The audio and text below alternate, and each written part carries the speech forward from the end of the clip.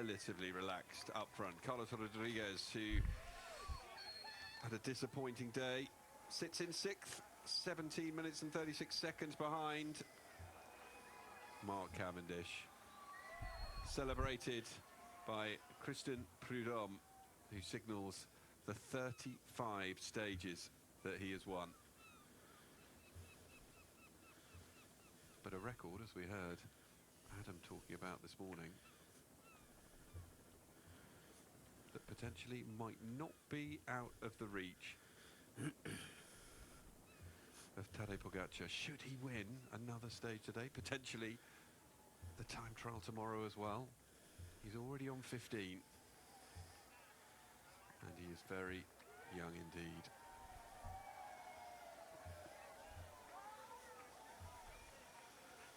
Well, let's go and have our first opportunity to hear from Adam on the bike. Here he is.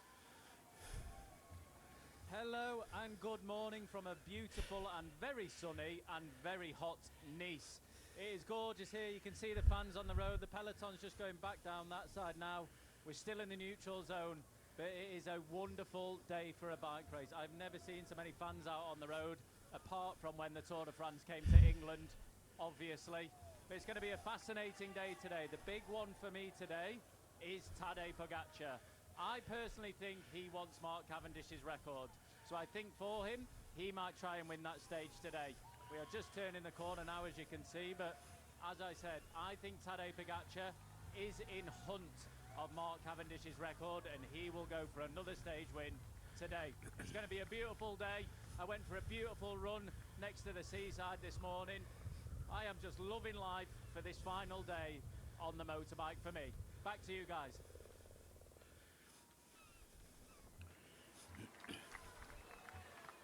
Well, loving life, and he's going to love life even more throughout the rest of today.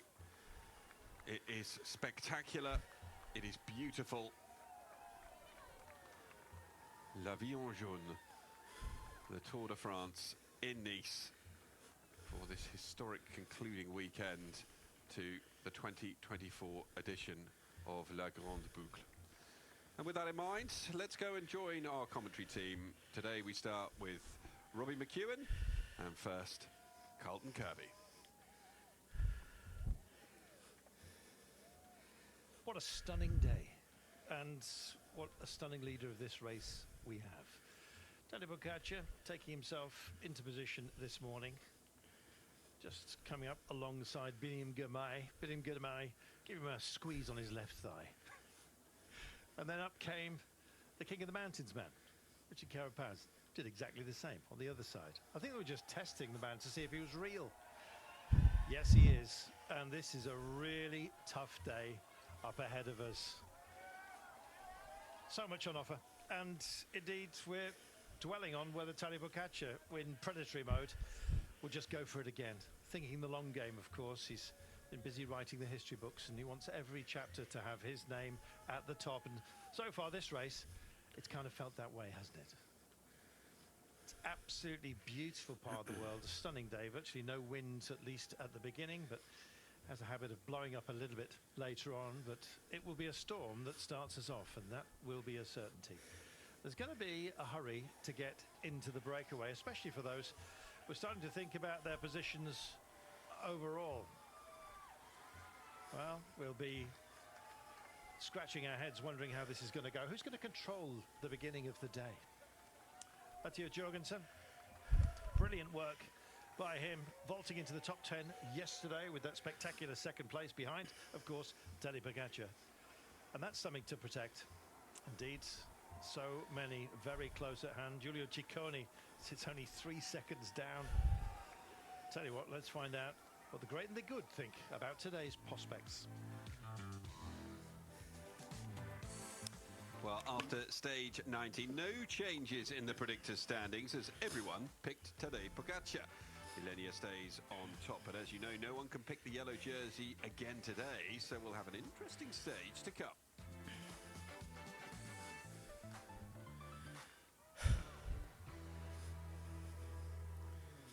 My favourite for today's stage win is Mikel Landa.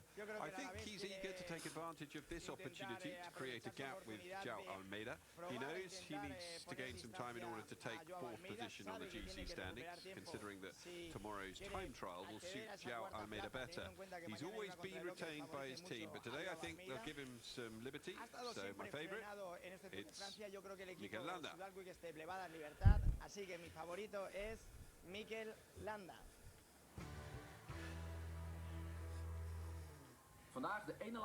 Today is the penultimate stage of the 2024 Tour de France. Jonas Vingegaard is going to win. Yesterday marked 1 year since I'm gone, I'm dead. Pogacar set everything right yesterday and somewhat humiliated the men from Visma-Lease Mike. As the team leader, Vingegaard will set things right today and win the stage.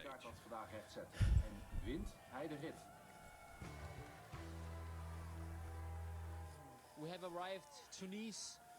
It's beautiful, isn't it? And stage 20. I think that Simon Yates will win stage 20. He's been close so many times already in the Tour. He's been second, he's been third. He was up there yesterday on Isola 2000. I think today is a stage for Simon Yates. He knows these climbs from the Paris-Nice, where he has been very successful in the past. So I think a breakaway stage win for Simon Yates. Our other experts have picked other options for today's stage. Jens Vogt and Steve Chanel believe polka dot jersey wearer Richard Carapaz can win again on the Tour. Ola picks Jorgensen, whilst our leader Elenia takes Jonas Vingegaard. Darius, he went with Remco Evenepoel. Just look at the day and just look at the enthusiasm. Well, the barriers are here, would you believe? It looks like solid humanity, I must admit, down on the ground. It is a wonderful part of the world to be part of. And of course, we're starting in Nice and we'll be ending the race tomorrow with the time trial. Today, however, it's about the breakaway, presumably, and the control that's going to be imposed upon it right from the very beginning. There's virtually no respite, I must tell you, at the start of today. We're either going uphill or down dale with very little in the valley bottoms. And that means that it's going to be full-on action, potentially, right from the very beginning. And the preservation of places overall certainly has to be a factor. Will anybody be allowed off the leash? That's the big question as well. In teams like Visma-Lease Bike, could they possibly allow one of their number to go up the road? Might we see both of the Yateses duking it out? This is all speculation, because essentially it depends, it seems, throughout this race, what is in the mind of Tadej Pogacar. Is, as Adam Blythe thinks, he really just not going to pass up any opportunity for a stage win? Or will they control? And what about Soudal Quickstep? Will they invoke some control on any breakaway to give Remco Evenepoel a chance of going on the attack a little bit later on today, and maybe getting runners up spot, denying Jonas Vingegaard? Well, the gaps are there to be closed. And with 4.2 kilometers of the rollout, there's some nerves down there. As you can see, not much chit-chat going on at all as we start here in Nice. This was a little bit earlier on today. Vinny called to the line first. Well, there was a moment where Tadej just pointed out it's an awful long way to go to the intermediate sprint on this day. But very good-natured, it has been right from the very beginning of this race, I must admit. The very best of enemies, you might say. And a huge amount of respect between Jonas Vingegaard and Tadej Pogacar. Jonas not wearing the polka dots because Richard Carapaz, after his efforts in the high ground, well, he now owns the jersey. And I think, if I'm not mistaken, this is the first time that all the jerseys are owned uniquely, which is rather lovely. So was the start of this race when Romain Bardet got himself a stage win, settled the nerves of Monsieur Prudhomme. There's always a long wait sometimes until we get a French victory. Well, we had one with Bardet and we had one with Vauquelin as well. As you can see then, we're all dialed in and ready for some drama of the start, and it's surely going to be quite brutal. Banner was used to that level of brutality, of course, in his career. He was usually imposing it on others, not after the high mountains, you understand, but give him a break. It's Robbie McHugh, and welcome, Robbie. Hello, Carlton. second last day, but kind of feels like the last one. Last time we'll see the bunch all together. Isn't it strange? It very much has that party atmosphere, doesn't it? I'm expecting Well, this sort of long not the kind lead of up. party that I want to be invited to. Well, somebody's going to kick the table over and pick up the scraps, and we're wondering who that might be. A level of control, perhaps, that we haven't seen so far might be imposed because there's a lot of teams with a last chance to get somebody in the break, but also keeping them on a short leash might actually help the likes of Remco Evenepoel if he wants to gun for that second place. If Jonas Vingegaard is just succumbing to a little bit of fatigue, which is hardly surprising in the build-up to this race. Don't know how it's going to go, Robbie. No, there's a lot of question marks around this stage. And Tadej said yesterday after the finish that, oh, well, on stage 20 we'll let the break go, and I don't believe that, really. I mean, they might be thinking if it's the right combination of not too big a group, etc., we can let it go and not ride. But I think the race is going to be incredibly aggressive already through the streets of Nice before we get onto the first climb. I think it's going to look like an all-out criterium battle to be getting away within the first few kilometres before we hit the first climb of the day. But once we do, there's going to be so many riders wanting to get in the break. The thing is, it won't go on for a very long time, like we've seen on some other stages, because of the difficulty of the profile and hitting the first climb just after 9 kilometres in. So things should sort themselves out fairly quickly. It'll just be a question of which riders are getting in the break. Are they a threat to others on GC? And that's where I think we'll see a big influence of teams and riders protecting their places, and that will shape what the breakaway is allowed to be. All our jerseys owned now, Robbie, after the exploits of Richard Carapaz, and it looks like it might be good to get into a break today and make sure of it. Well, that's the expectation by almost everybody. I think of Carapaz getting in the break again. If he misses it initially in the first few K, then look for EF to do exactly what they did yesterday. That was a really good team ride to place Carapaz up there. I mean, he had to get himself in there in the end, but his team keeping things rolling, keeping the pace up to keep him within the vicinity that he could ride across to the break and get in. So it was a fantastic ride. And if he could just pick up points on the first climb of the day, or even be up there over the first two, then that competition is well and truly over. Some teams have missed out entirely on stage wins despite being extraordinarily active. We just saw Magnus Cort, and I've got to tell you that mobility, UnoX mobility, should certainly have a big roll of the dice today, but there's so many other teams as well that really don't want to miss out. I'm actually wondering whether this is going to be the kind of day where some gifts for helpers may well be offered up, Robbie. It depends on how it is set, of course, towards the end of the day. If Tadej Pogacar's got a chance of adding to his tally of 4 stage wins so far in this race, I say so far because you just never know with him when it's going to multiply. But Jonas Vingegaard, will he accept a podium spot, accept Evenepoel, indeed bullying him a little bit, if it meant that Matteo Jorgensen could get himself a stage win after yesterday's performance, which was amazing? Certainly, I think Jonas Vingegaard would be more than happy to see more or less a repeat of yesterday's stage, but with Matteo Jorgensen staying away and winning himself a stage.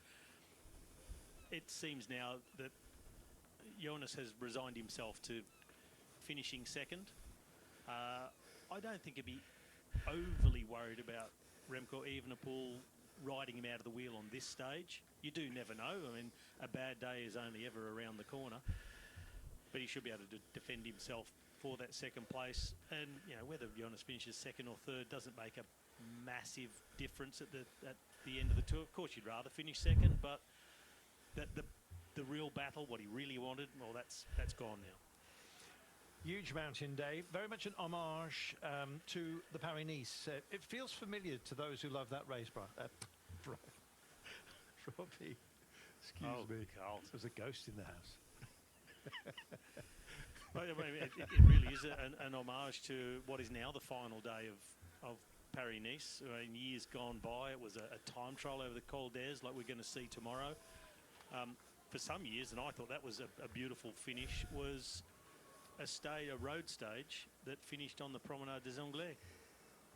I thought that was a beautiful, it was very Champs-Élysées style end to Paris-Nice when they finished with a flat finale. Used to loop out of Nice, go over a Cat 2 climb and come back in, and then up and down the Promenade des Anglais. But yeah, today it's a absolutely beautiful day out there, and for the non-climbers, they'll be thinking that the goal from when we started in Firenze 3 weeks ago was to get to Nice. We're here. Why are we leaving again? And they're going up and into the hills to do a loop and come back.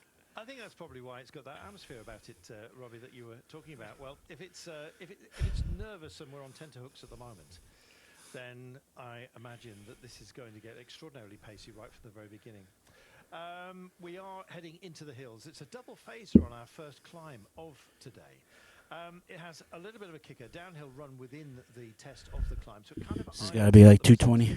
that we are there to worry about, but it does pick up to around 10% very early on within the reach of the first climb, and then a whole sequence of hurts comes after that. So it's the Col de Braus, then we'll be dealing with the Turini, and of course the Col Main a little bit later on, and finishing of course on the Col de Cuillon.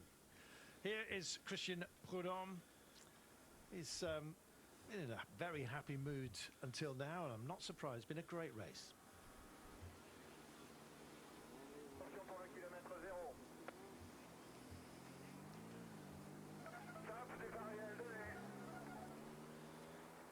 And we're underway. The penultimate stage of this year's Tour de France. We think we may well know our winner, but it all has to be completed. And a task at hand right from the very beginning is to get yourself in the breakaway. And it has started, Robbie.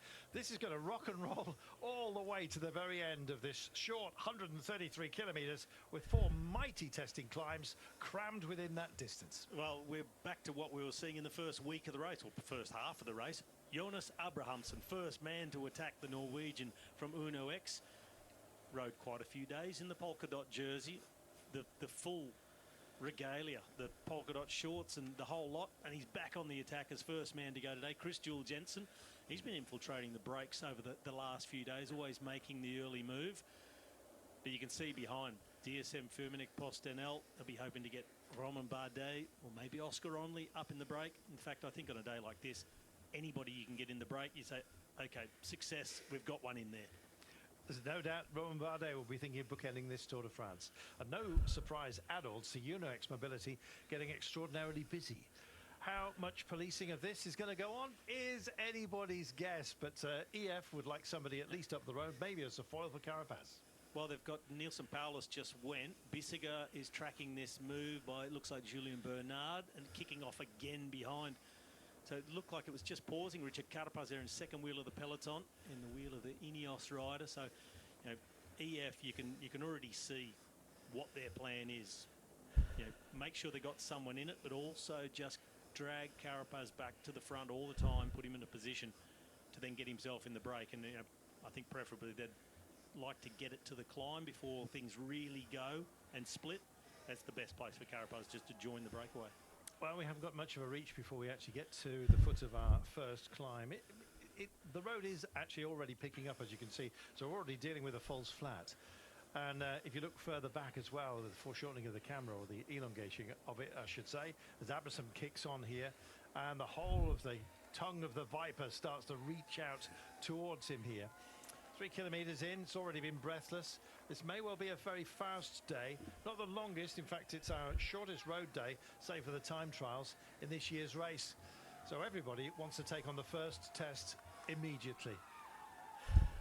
Just look at the pace here. A little bit of a roller coaster to start us off. There is this little up and down section, as I was telling you, of the first climb, and then we'll be hitting maximum gradients on the first of our tests today of nudging up towards 12%. It's no easy task, and the fast man Varenscholz, who I think there was some doubt as to whether it would be him or indeed Alexander Kristoff for some of the sprints. Kristoff, they fell behind because he was in stellar form, just couldn't manage to get himself a stage win out of this one, so they're kind of recalibrating just a little bit. Magnus Cort will be at the forefront of their minds. They still haven't picked up a stage win, still at full strength, which can't be said for too many teams here. Lots of those, I'm afraid, have had the unfortunate marker of being out of this year's race, and some coming very, very late. And I felt very sorry for Arnaud Demar yesterday, or delay, Robbie. Yeah, he's had a couple of close calls with the time limit in this tour, and it's mentally very hard to keep going day after day just to reach a time limit, to go and be in that situation again the next day with no carrot dangling of a possible stage win, something to race for at the end. But he was obviously just completely empty. But a credit to him for riding all the way to the finish line, even though he would have known all the way up the final climb that he was going to be outside the time limit. Probably even before that on the bonnet, you can as a sprinter, you can already do the calculations. You know how you're feeling and think, well, I just know I'm not going to make it on time, but you go all the way. Wardenskjold here is just constantly looking over the shoulders. It's like when he went, he took off. He opened up a big gap, no one in the wheel. He looked over his shoulder, and it was almost a look of, oh, have I just gone the wrong way?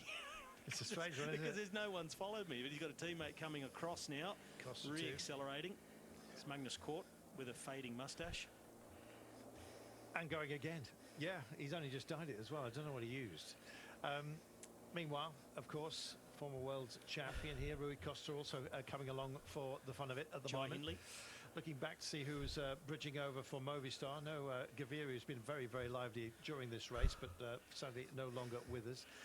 Mas just fading a little bit, I'm afraid, in the mountains. Don't know who they'll be gunning for. Possibly Loscano today. Let's see.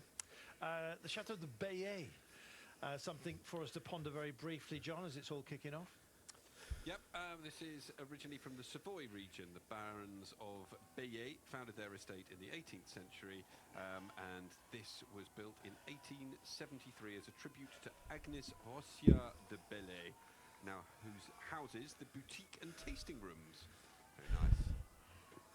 Indeed, and there are the vineyards around. No time for sightseeing here. It's at Court and Costa. Almost sounds like an acronym, doesn't it? Let's see. Meanwhile, our world champion got himself a rear puncture. Not ideal, especially with the sort of tension that we're dealing with at the moment, Robbie. Well, I guess Mathieu van der Poel is lucky he's Mathieu van der Poel to get a puncture at this moment in the race. Well, I mean, for anybody in the race, this is borderline panic stations to have to wait for the team car, and they've got no one on GC, so their team car is a very long way back in the convoy. So be looking for a slick change and then ride his way back on, but we're really not far away from hitting the first slopes before we get a very short descent. So Mathieu is going to have a pretty solid afternoon just getting himself back into a decent group. 4,500 metres and more of climbing today, altitude gain. That means, of course, we've got an awful lot of descending as well. Mathieu van der Poel just waiting for his car, just riding it on here. That's the way to do it, Robbie. Don't pull to the side of the road. No rookie errors from this man, as you'd expect. No, but you can see the skills needed, the bike handling skills to just ease yourself through a roundabout. He took it very slowly, but you can still see the tyre underneath him just squirming as he came through that roundabout, and it would have tipped a lot of people off. But Mathieu van der Poel, you just would feel like he's riding another cyclocross. All right, we got 2 minutes. Slimy. Carry on. Still rocking up front, as you can see. Rui Costa, Nielsen Paulus trying to get over. That's their one of their super targets for today. Ugo Uhl, Magnus Kort, we've seen as well. It's settling in with Jordan Jagat, who's been really an internal breaker, I must say, within this race, and Anthony Turgis as well. Yeah, they really have been busy, Total Energies, right from the very start. Got no joy yet, but they've made us talk about them, Robbie. Well, they've ridden a very good race. I mean, they've got the stage win with Anthony Turgis, and a few days ago, Matteo Verchier, second on the stage behind Victor Campenarts. That was a brilliant ride. I mean, imagine riding your first tour, you're a young Frenchman, and you end up in a three-man sprint for a stage win with Victor Campenarts and Michał Kwiatkowski.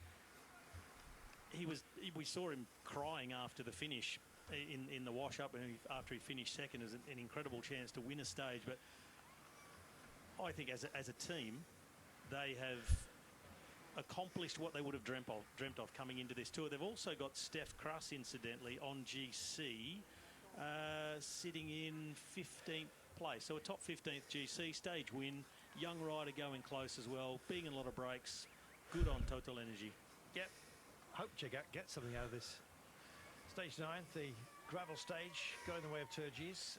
Spectacular. In fact, one of a raft of French winners which have illuminated the race. 52 kilometres per hour. They're not hanging around, and he started. This is the this is Rui Costa. Now, he's usually given to beating up those around him, but he's busy talking to his own teammate here, giving the old fist pumps here. He's a devil to be in a break with, Robbie. We know that. Yeah, he's encouraging towards the rest. Come on, come and do your share of the work, and mine, if you don't mind. Yeah, I do love watching him, but I'd hate to be in there with him, to be honest. Remarkable. That's what his teammates say about him. He's I've heard, I won't name any names, but I've heard them say, it's great when he's your teammate, terrible to race against. 15 seconds is your gap, 125 kilometres of the day remaining. It seems like we have a very short one, Robbie, but it couldn't be sharper. No, it's short in terms of kilometres. It's a very long afternoon out, and it's Red Bull Bora Hansgrohe leading the chase behind the peloton.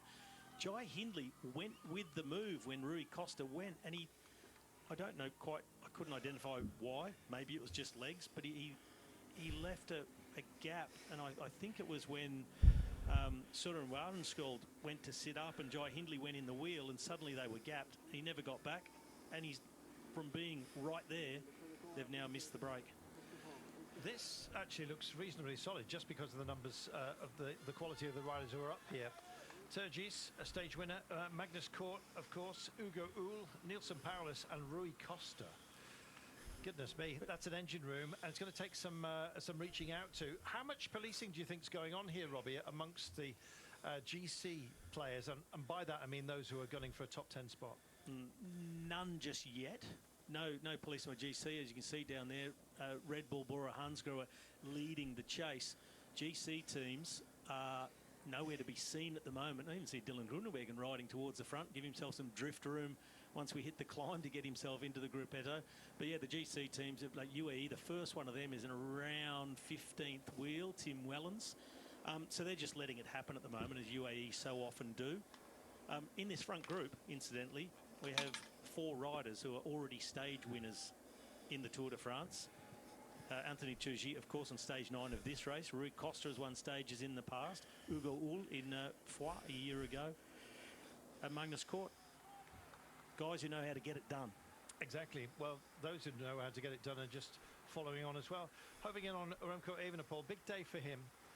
Not sure whether it's a possibility of him closing down a 2-minute gap, minute and 58 between himself and Jonas Vingegaard.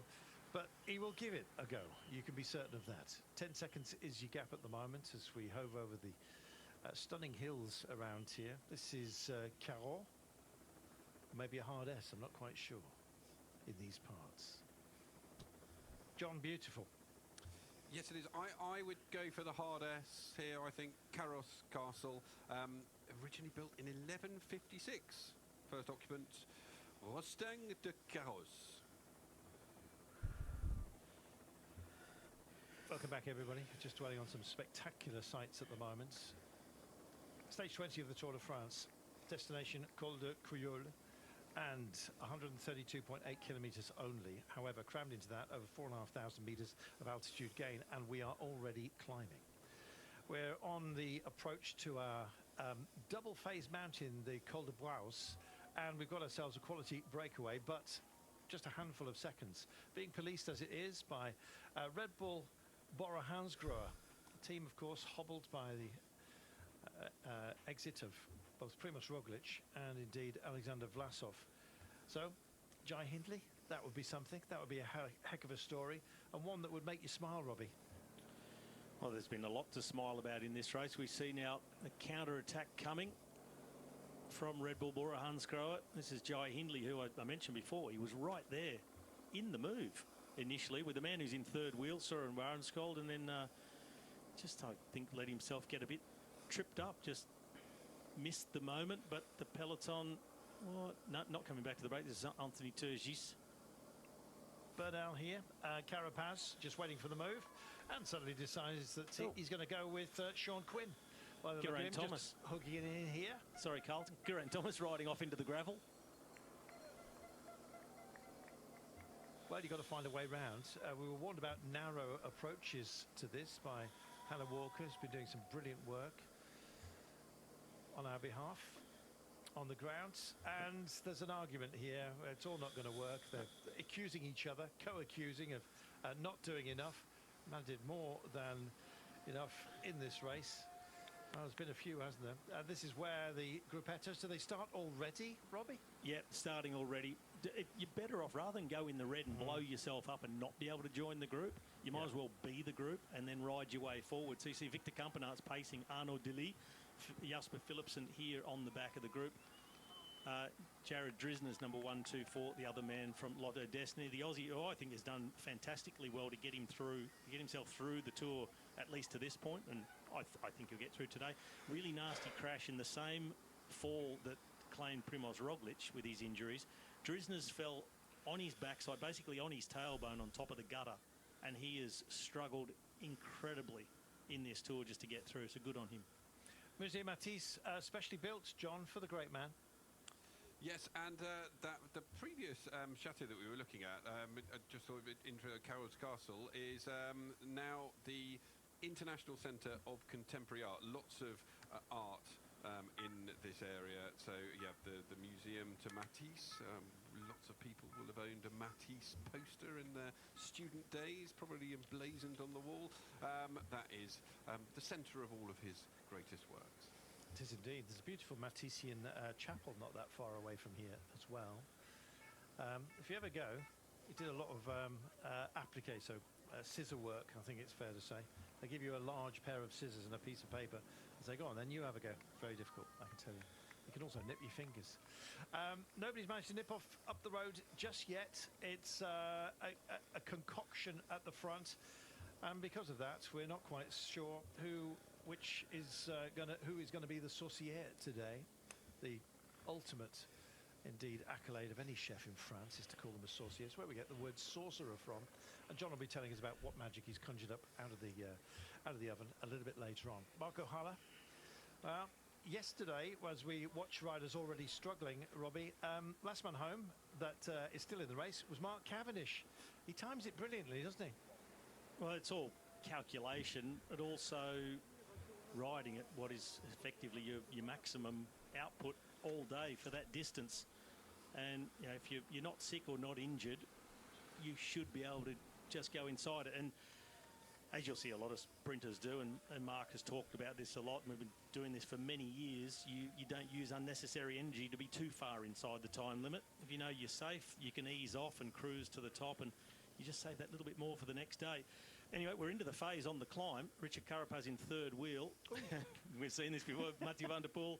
If it's not rocks on the road in Nokere Koersen, it's bidons on the roads of the Tour de France, flicking it off with the front wheel. Don't you love it? It's just amazing. I mean, you know, to have that level of confidence apart from anything else, it just shows you that the machine is essentially part of his body. He's just a phenomenon.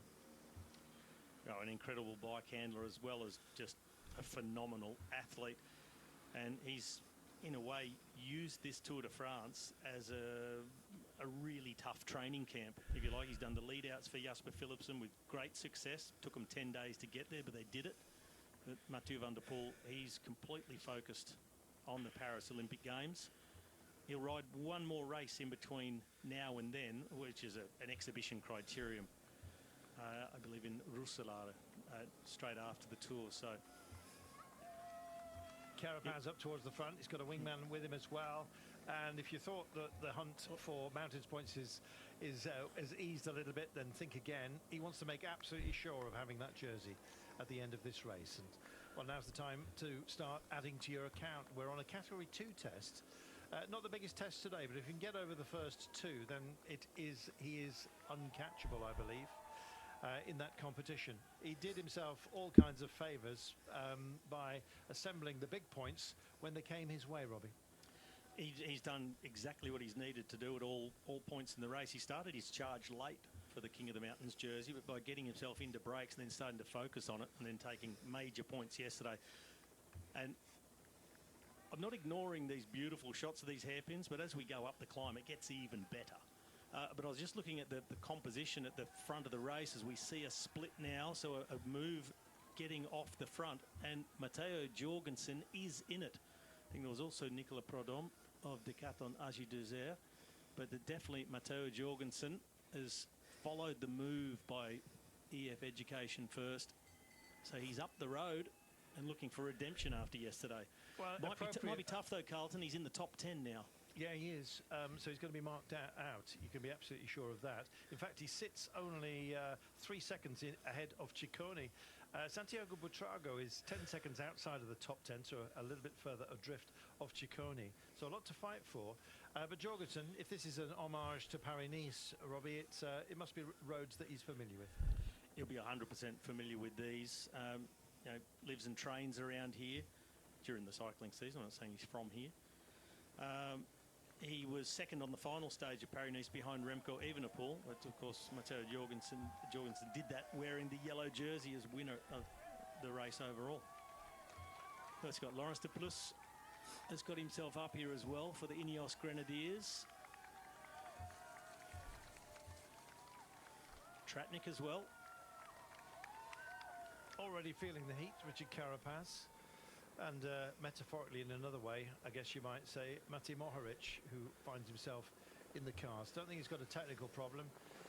His problem is just that it's been an extraordinarily difficult race, this. There's been so much brutality within the course of this year's Tour de France, and it's backstacked with a revisit to the Alps, which we're enjoying today. After we went over the Col de Bonnet, which had those double points, 40 in fact, for Carapaz. It may well have been a late action into the fray for the polka dots, but he's kind of made it his own. How will today finish? Well, possibly Carapaz will be at least on part of our lips, I imagine, by the end of today, but who else? That's the question. Well, it's starting to thin out just a little bit, I've got to tell you. Mark Cavendish, doggedly determined to keep stamping on the pedals. What group will he finish today? It doesn't matter, provided he's in the time cut. You've already seen the homage paid to him by Christian Prudhomme at the beginning of the day. Again, his own hand signals to describe exactly what that man has produced. Well, we've been surprised on a couple of days, Robbie, as to who is starting to struggle, but it's been a long and very difficult race, and Aaron Burrow just leading that group. Yeah, like you say, you sometimes find unlikely riders in certain groups, and you know, we spotted Mark Cavendish. He's had a really good start considering who's already been dropped and groups that are forming off the back, so Cav's put himself in a good position. But to see a guy like Aramburu then in that same group, normally he would still, I wouldn't say comfortably, but he would still be within the main peloton at this point. So when you crack, well, you really blow apart in the Tour de France. You certainly do. I think we're going to see a lot of that today. Yesterday they added 3% to the time cut-off just as a favour to those who found the very end of this race just a constant series of brutal climbs. Didn't do Arnaud Démare any good. I'm just wondering whether we need to fear about other riders who on the penultimate stage might find themselves trimmed out of it.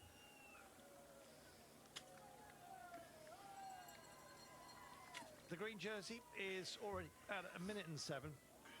I can only imagine that there's no fears remaining for Biniam Girmay. What a story that has been as well, and the way that he's constantly just well, fought back against adversity, taking a big tumble as well. We were very worried about him. Meanwhile, mountain points, category 2 up for grabs. If they're on the table, then help yourself, Robbie. Yep. 10 kilometres long, and this is just mean. You see that the climbing we've already done, groups being blown out the back of the race. We see Tadej Pogačar here in front of what is the main peloton, but it's splitting under just the controlling pace set by his teammate. But you know, the climb just starting now. They've already done a 3-kilometre climb, but that apparently is not part of this. So you're already into a group heado, and then you see this is where the climb starts. That is a bit mean, but yeah, pace on. Now this is the Carapaz group up the front with, is that Adam Yates down there riding fourth wheel? I think it is. Well, it certainly looks solid enough to be his style. I was actually wondering if we might get the brothers up the road today.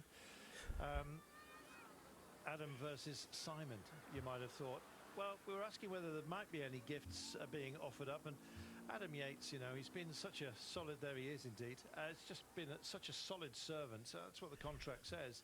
He's backing up Tadej Pogačar, but as others kind of were wondering about their own potential within this race, such as João Almeida, I thought he'd be the up the road, to be honest, and the departed Juan Ayuso.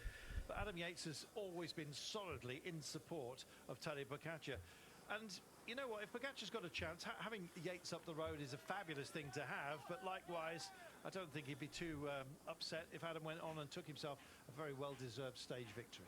I think that might be the plan, Carlton. I thought I saw in the background Simon Yates also coming across to this group, but I think it's a tactical decision by UAE Team Emirates, because the same men from Visma Lease Bike as yesterday up there again, Wilco Kelderman, Matteo Jorgensen. So I think UAE said, okay, Adam, you go up there and mark those two, and then if and when we let this go and nobody else closes it down, you can ride for the stage victory. In fact, it looks more like Michael Matthews. No, Simon.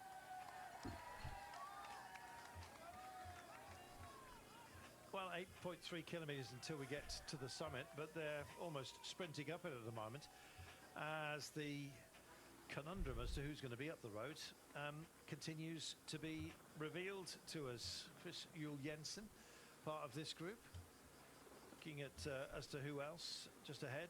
Brian Coquard has been doggedly determined, you know, just to make sure he's up there in the forefront of our minds as well on a consistently regular basis, I must admit. Even in some of the hilly stages, Coquard proving that he really is a points monster for that team. I think that was his job for Cofidis, to be honest. Done a great job in that regard. Equally, out front, Adam Yates always looks so menacing. And he's turned himself inside out on behalf of Tadej Pogačar frequently throughout this year, and I think has been his most useful servant. And as I'm saying, I'm thinking, no, it wasn't. It was Niels Pollitt. You know, Adam Yates, he's been really suffering over the last week. He was interviewed yesterday after the stage and said he's really starting to find his legs again because he'd been suffering with illness, and he was missing in action for a few days, just had to get himself through and hope to come through it, which he has in a quite spectacular fashion. You'd be ill in the Tour de France and then bring yourself back to the point where you're really useful for your team leader in the yellow jersey. But what I mentioned earlier is that there'll be a lot of marking going on by riders in and around the top 10. We do have exactly that. Derek G is in the break. Buitrago, Ciccone is there as well. Adam Yates around that same spot on GC, as well as Matteo Jorgensen. So sort of 8th, 9th, 10th, 11th, 12th are all up there in the break.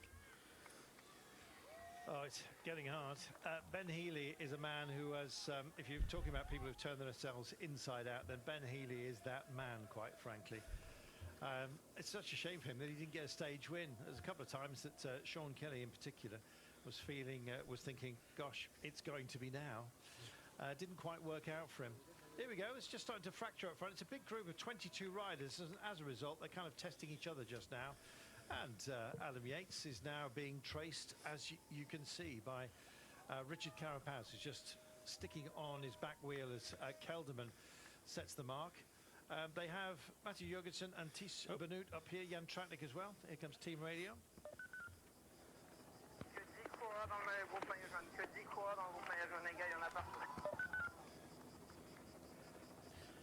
There are riders everywhere, but I'll tell you who is somewhere, and it is in the front group now, is Tadej Pogačar. The yellow jersey's just ridden across to the group with Adam Yates on the front. Carapaz, there he is, back a shot. Tadej Pogačar along with Remco Evenepoel. And I'm looking for Jonas. He's on the radio as well. So he's already battle planning. When everyone just gets to their limit, he has the wherewithal and the reserves just to start formulating, indeed, the strategy. Good to see Derek G up there as well. He's somebody who sits in 8th place at the moment overall. Fabulous effort by the Canadian. Not that far away from Matthew Jorgensen, so maybe a battle between the pair of them. Evenepoel has also made it up here as well, as you can see. So virtually all the jerseys, save for the green, of course, further down the mountain, found themselves here at the front phalanx. And I'm just wondering how this is going to pan out. It's not going to be a ride through here, surely, by UE Team Emirates, Robbie, but there's a danger of it. Well, this is something we discussed on the breakaway this morning about the possibility of a brake being let go, as Tadej Pogacar spoke about yesterday post-stage. But I thought that particularly the UAE teammates of Tadej Pogacar would be able to egg him on to go for the stage win. And this is the last road stage. They don't get the procession for the first half of a stage into Paris as we normally would ride as a team. And I think they'd be more than happy just to empty the tank one more time. And it's the perfect terrain for their team. When you look at their team on paper, the climbing power within that team, they could take a stage like this by the scruff of the neck. And if a stage is there to be won, I think the teammates of Tadej would say, well, why not just go out and get it? Might be a bit of showboating, you're absolutely right.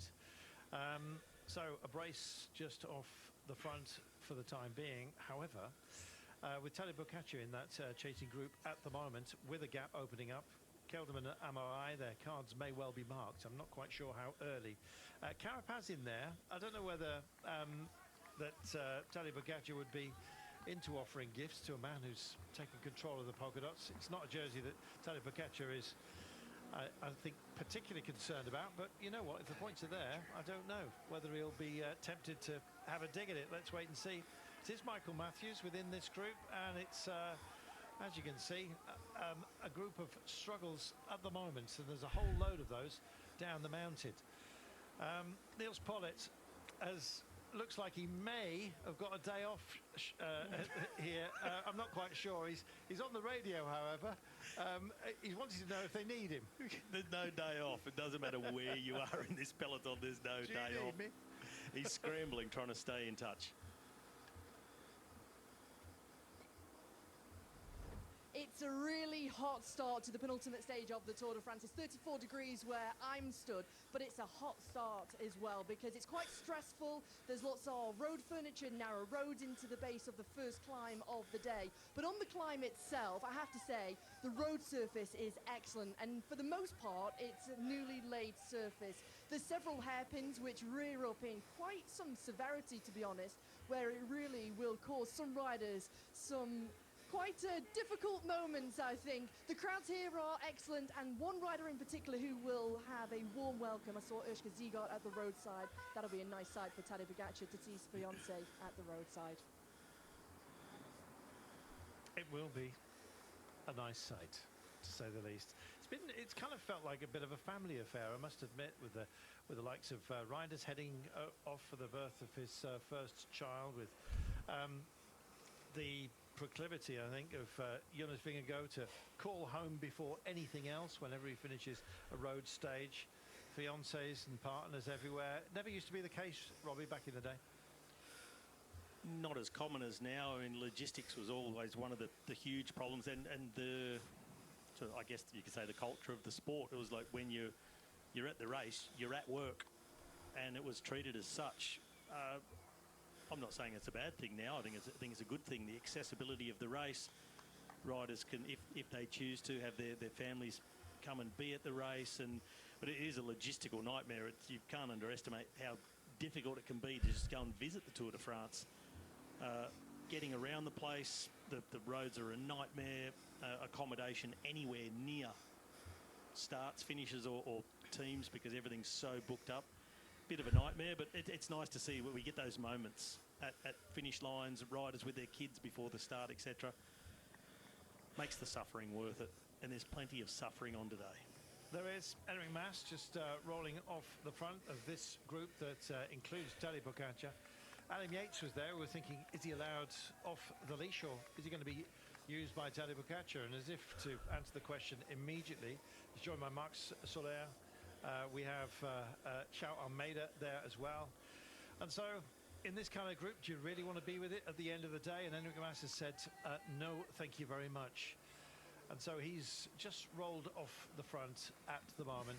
Enric's best finish on stage 17 within this race, where he finished in third place. That was run to Super de la Voie, the day that Carapaz won ahead of Simon Yates. We got ourselves essentially a breakaway win.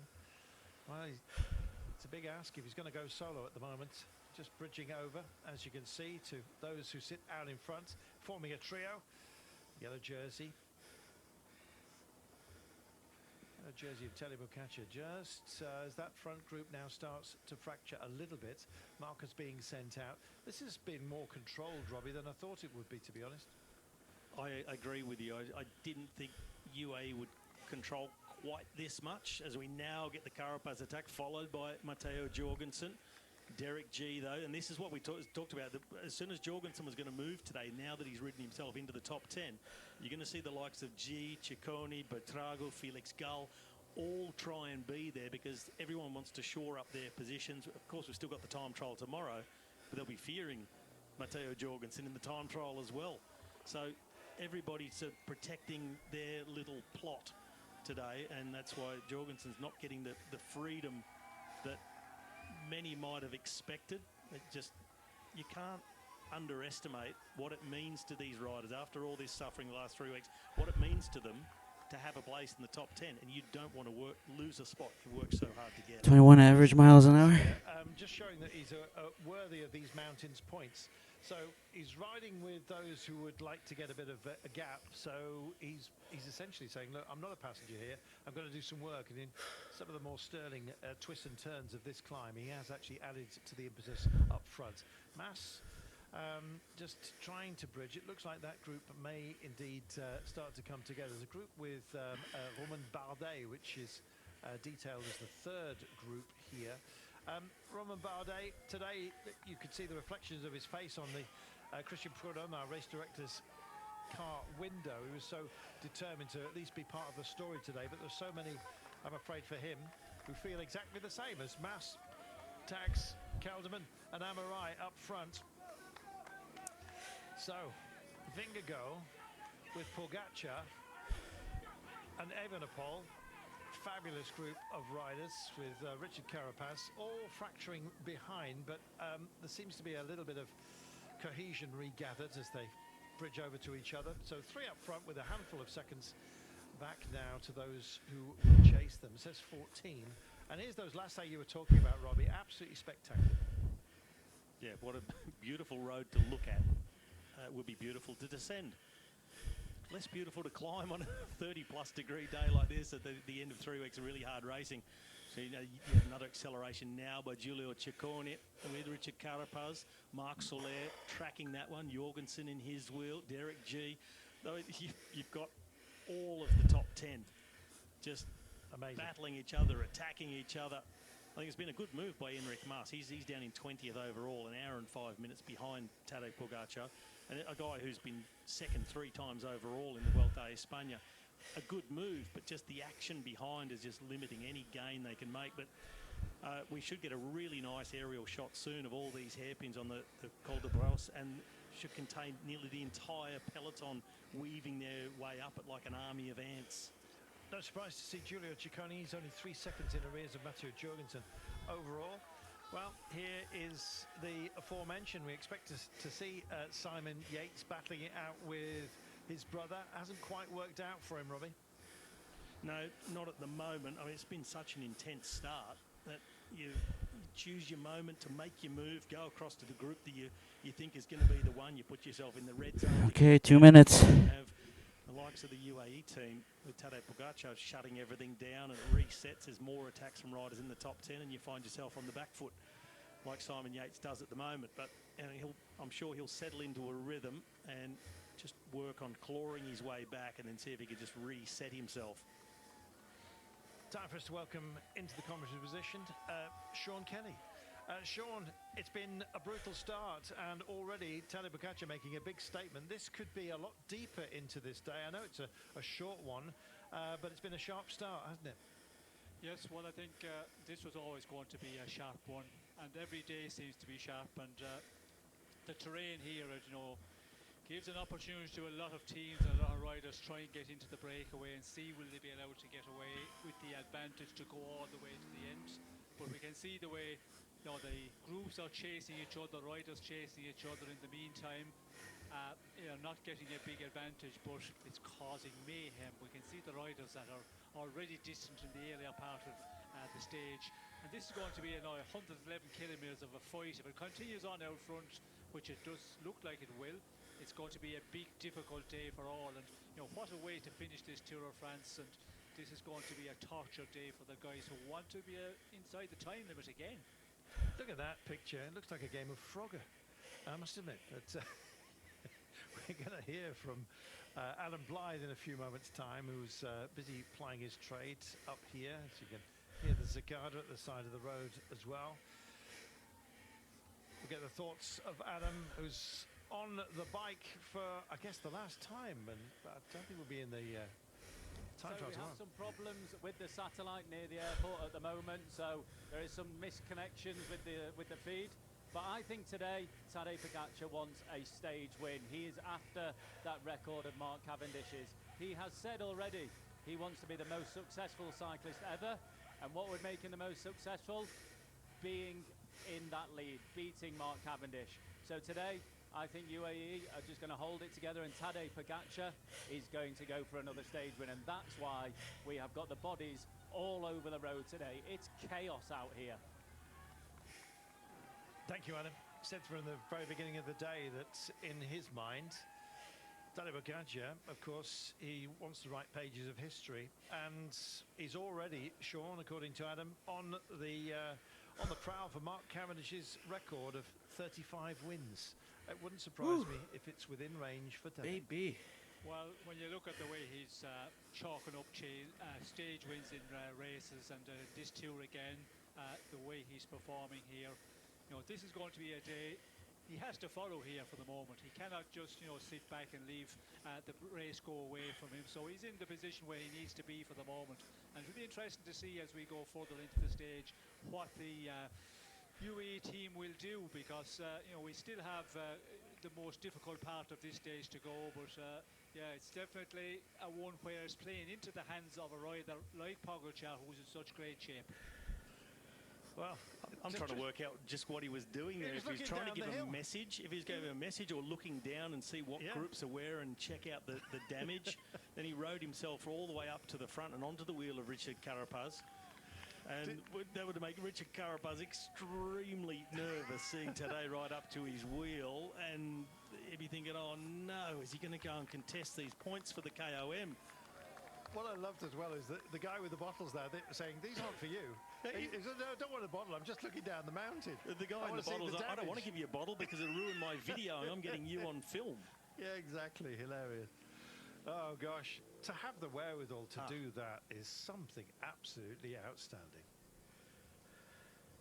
Victim of the pace, Carlton. Rodriguez here, number 31, far side of this group. He's already in trouble yesterday. So Carlos Rodriguez started the day 6th overall. Up the road is 7th, 8th, 9th, 10th, 11th and 12th overall are in front of him. If this horror day continues, he could find himself tumbling out of the top 10. He is at 17:36 and the others would just have to beat him by 5 minutes for him to fall down to 11th. Sorry, Robbie. Yeah, it's so compressed up there. There could be a lot of changes. And Alexis Santiago Buitrago, Simon Yates as well, let's not forget. We were thinking about him earlier today, but he looks like he's also struggling. See what Felix Gall does, shall we? Bruno Amarai, we're just tracing at the moment. 1,600 metres before the front group get to the top. And I've just got this... Damn, my ass is getting a workout. It's a long old reach, the Col de Turini, but that really is, I think, the heart of... My glutes are sore. Today's stage, I should say, decided at that point. Let's wait and see. The way the yellow jersey is riding, Sean, I mean, ultimate confidence to have the capability just to start thinking about all the alternatives. Not only that, but where those who would rival you are sitting on the mountain. For goodness sake, it's a showcase, this man, for his abilities in all departments, isn't it, Sean? Well, that's a great place. My body is hot right now. Like Pogačar has been the last number of days. Well, then, it's just so enjoyable. But if you're in a position defending the race leadership, and it's Can't believe how sore my ass is. Riders who is going to challenge you on today's stage, well then, it's a very concerning time. But for Pogačar, we've seen again yesterday, like that performance he done when he attacked with 9.5 kilometers to go, And as Robbie was talking about, Carlos Rodriguez, we see yesterday 3:56 he lost to Pogacar in that final 9.5k. That tells us, he is suffering. He's having difficulty, staying with the riders that he normally would stay with on this sort of climb in the earlier part of the day. But fatigue, the accumulation of all of that is hitting some riders. But for Pogacar, he seems to be getting better as the days go on into this third week. Robbie, there's an ebb and flow to riders and their capabilities, and Enric Mas is really striding out at the beginning of today, and all credit to him, just rolling off the front here. And you can see the pace that he's putting in just to try and hold a margin on the yellow jersey group at the moment. Mas has come good late. Yeah, he's come good late. He had a difficult start to the Tour and was not really in it riding for GC, but he sort of moved himself up to 20th. But by his standards, that's not riding for GC. He's over an hour behind Tadej Pogacar, but he knows that he's had to push on in this situation. He'd be thinking also about the possible late acceleration on this climb by Richard Carapaz, trying to get mountain points that might drag others and neutralise Mas's move that he was in with Kelderman and Bruno Amaral. So he's moved on from them. Kelderman was some 10-11 seconds behind Mas. Amaral really fighting his way Hauling ass today, baby. from the Movistar team, and I'm just curious to see what happens behind with Carapaz and eventually Tadej Pogacar for Pretty good numbers. points on this climb. Pretty good. And if they probably won't get to Kelderman. Somebody else got to where he wants to be, Sean, is Simon Yates, who's just managed to join his brother in that large group of the yellow jersey. Yes, well, we can see there that the riders getting into the rhythm a bit and getting back into the front group here. But 95 TSS for 58 minutes. Just saw that tap on the backside as Enric Mas goes over and So what, we're looking at like a 30-minute effort and plus 5 1-minute efforts. 30 seconds. Tap on the backside, said, it's all good. I'm not here to take your jersey off you. Go ahead. So I expect to see Carapaz is next over the top and take that 1 point that's on offer.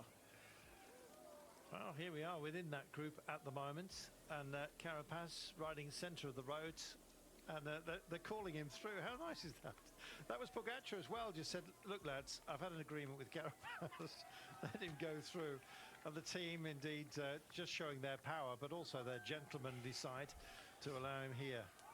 You know what it gets them as well? Quite possibly an extra domestique for the rest of the day. Imagine Carapaz riding on the front to take points on the next Category 1, shore up his position, the KOM, and then contribute.